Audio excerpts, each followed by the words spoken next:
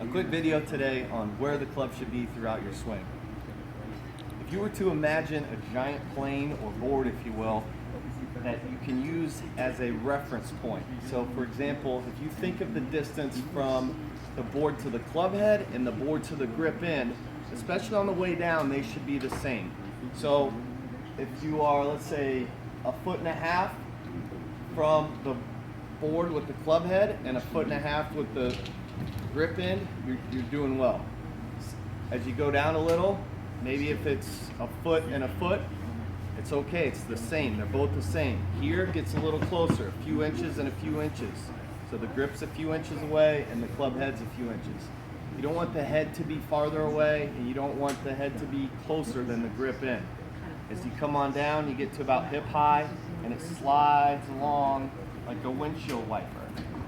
So you're trying to tap into an orbit. Imagine a lanyard, you're swinging it around and you're tapping into that centripetal force. So same thing with the club.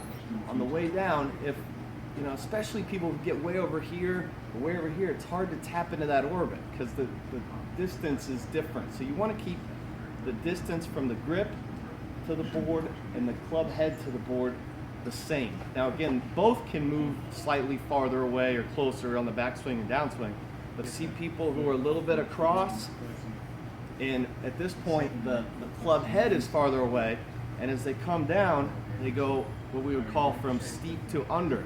In other words, they drop it under the plane, or they get in this fashion, they think, well, I'm coming from the inside, but it's a steep plane from the inside. But if you just think of the relationship again, boy, you could really sense that the club comes down on the same angle as your club that you set up. So if you had a driver, for example, the board would just be slanted down just a little more. Wedge, it would be just tilted a little more upright like a Ferris wheel. But basically, as you come back, if you want, the club head can be just slightly farther than the grip end to the board. But on the way down, here's the key relationship that I think a lot of golfers are missing that can really help them. The distance from the club head to the board and the distance from the grip to the board should be the same.